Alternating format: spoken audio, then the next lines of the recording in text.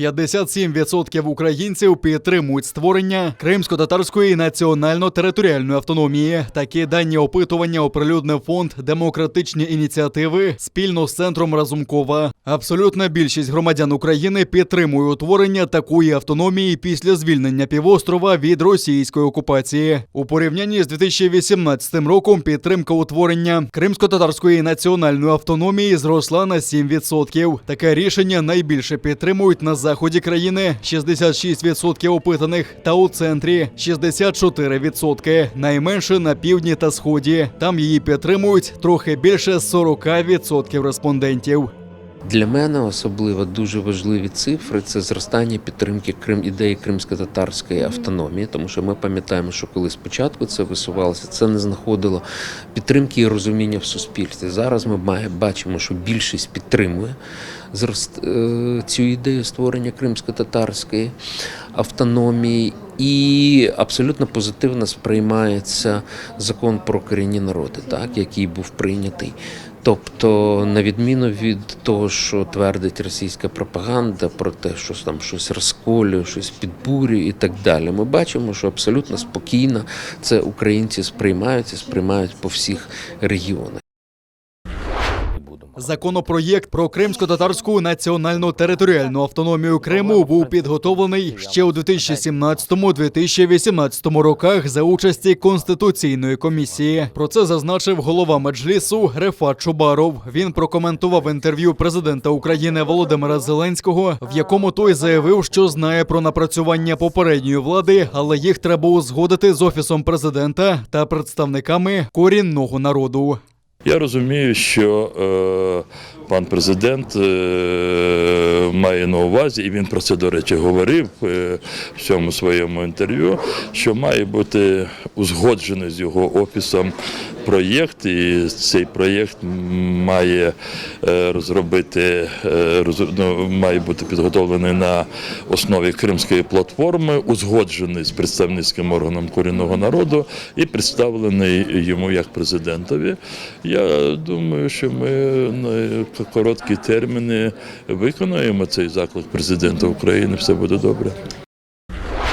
Президент Володимир Зеленський скасував закон про створення в окупованому Криму вільної економічної зони, ухвалений у 2014 році на 10 років. Цей закон ухвалили після окупації Росією півострова. Ним передбачалося, що громадяни, які проживають в окупованій частині країни, можуть не платити податки в Україні. Разом з тим, українці в Криму були прирівняні до нерезидентів країни. Це означало, що для них вводилися додаткові обмеження. Через цей статус вимушені переселенці та мешканці з окупованих територій мали обмежений доступ до банківських послуг на вільній території України. За ініціативи народних депутатів, зокрема Рустема Умєрова, цей закон у липні скасували. Президент Зеленський під час інтерв'ю з журналістами на острові Зміїний говорив, що збирався підписати закон про скасування ВЕЗ на саміті Кримської платформи 23 серпня, але зробив це раніше. Нарешті Верховна Рада його скасувала. Пане президент, Да. ви його ще не підписали. Я все підписую, коли мені приносять. Скажу вам чесно, я збирався всі ці закони підписувати, чесно кажучи, на Кримській платформі. Моя ідея була в залученні інших лідерів до цієї важливої справи.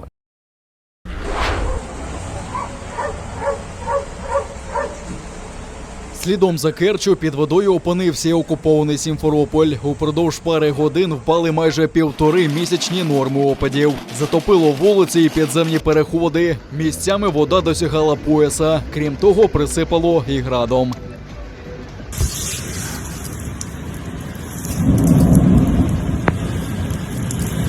На вулиці Глинки вода приходила дуже швидко, і водії не встигли прибрати свої автівки, а чийсь транспорт навіть поплив.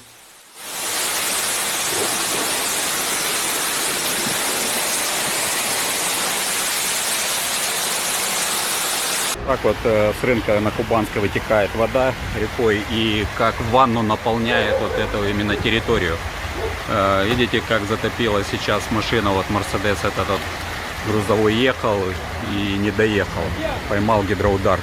Через негоду десяток літаків не могли приземлитися на Сімферопольському литовищі. Вже вкотре не витримали удару стихії і стріха терміналу.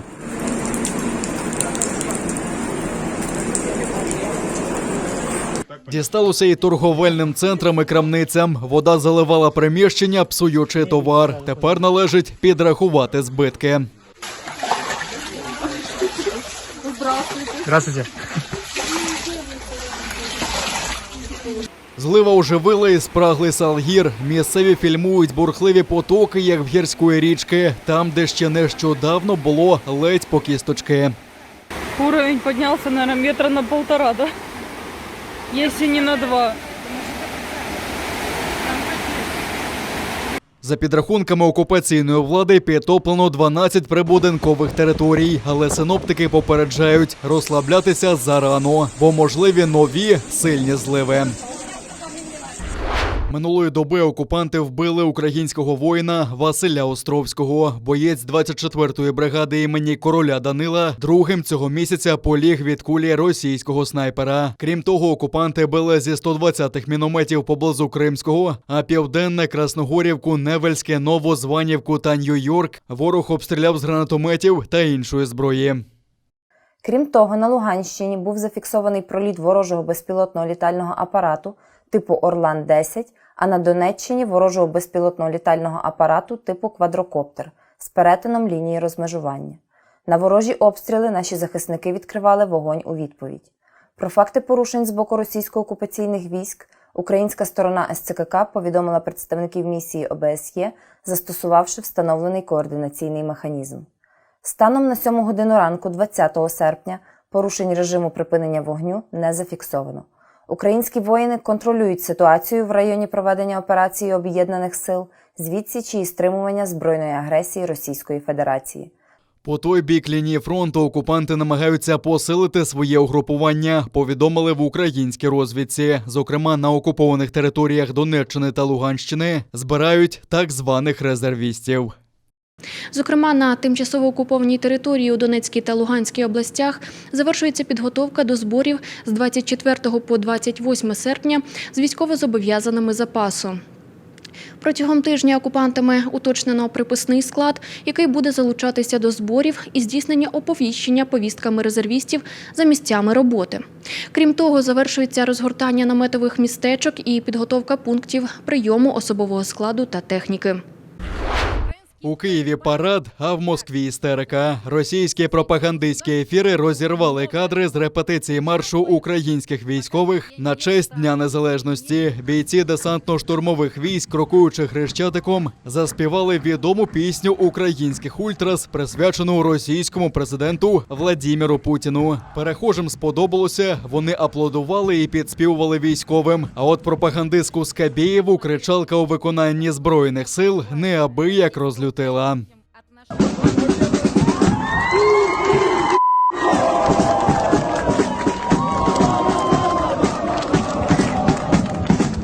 Украинский Талибан, так можно называть теперь соседнее государство, пробил новое дно.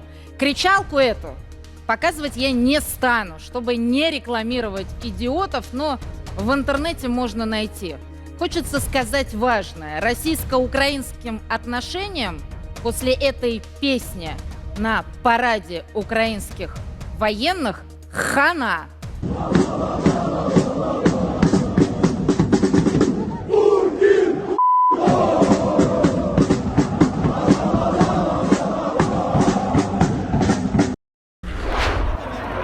Канада намагається евакуювати якомога більше афганців. Про це оголосив прем'єр-міністр Канади Джастін Трюдо. Однак, за його словами, угрупування «Талібан» заважає людям навіть просто потрапити в міжнародний аеропорт Кабула. Ми закликаємо Талібан надати афганцям вільний доступ до аеропорту. Нам потрібна можливість відвести людей до безпечного місця. Ось чому ми ведемо роботу в аеропорту. Маємо таку можливість. Просто треба, щоб люди змогли туди потрапити, поки Талібан заважає їм це зробити. За останню добу з країни на літаках вивезли близько 5 тисяч дипломатів, співробітників охоронних компаній, працівників гуманітарних організацій і простих афганців. Військові літаки продовжують здійснювати рейси цілодобово. За словами Трюдо, Канада планує прийняти не менше 21 тисячі афганських біженців. При цьому вона не визнає Талібан законним урядом Афганістану. Угрупування активізувало наступ після того, як президент США Джо Байден оголосив про прискорене виведення американських військ з країни. 15 серпня таліби увійшли до столиці, а президент і вся політична верхівка утікли. Армія здалася без бою, після чого бойовики увійшли до президентського палацу. Угрупування вже правило в Афганістані 20 років тому. Тоді діяли жорсткі закони шаріату. Жінкам не дозволялося навчатися або працювати, і навіть виходити з дому без чоловіка. Цього разу Талібан запевняє, що послабить правила. Так вони не збираються мститися опонентам, а також обіцяють поважати права жінок. Тим часом тисячі афганців все ж намагаються утекти з країни, побоюючись відплати. У районі аеропорту твориться хаос. Глава Пентагону недавно оголосив, що поки американські військові не можуть вийти на вулиці Кабула і забезпечити людям доступ до аеропорту через усі блокпости Талібану. В країні залишаються 4,5 тисячі американських військових. Зараз вони зайняті процесом евакуації у самій повітряній гавані. Вашингтон веде перемовини з Талібаном, щоб забезпечити людям можливість покинути Афганістан. На вільній частині України зафіксували 1600 нових випадків COVID-19. Одужали 882 людей, ще 26 померли внаслідок хвороби. Найбільше нових випадків COVID-19 зареєстрували у Києві, Одещині, Донеччині, Запоріжжі та Харківщині. За даними МОЗу, за тиждень захворюваність зросла на 23%. Тим часом кількість українців із першою дозою COVID-вакцини наближається до 5 мільйонів. У Міністерстві охорони здоров'я закликали не відкладати рішення про щеплення і відвідати один з пунктів вакцинації. Сьогодні на територію України заїхало вже понад 15 мільйонів доз вакцини. Наразі в кабінетах і в центрах масової вакцинації є більше 7 мільйонів доз вакцини. До кінця серпня приїде ще 2,2 мільйона доз вакцини. В вересні, як мінімум, 6,5 мільйона доз вакцини поставлять в Україну. Тому вакцина є, і вона постачається в тому числі завдяки партнерству з Європейським Союзом.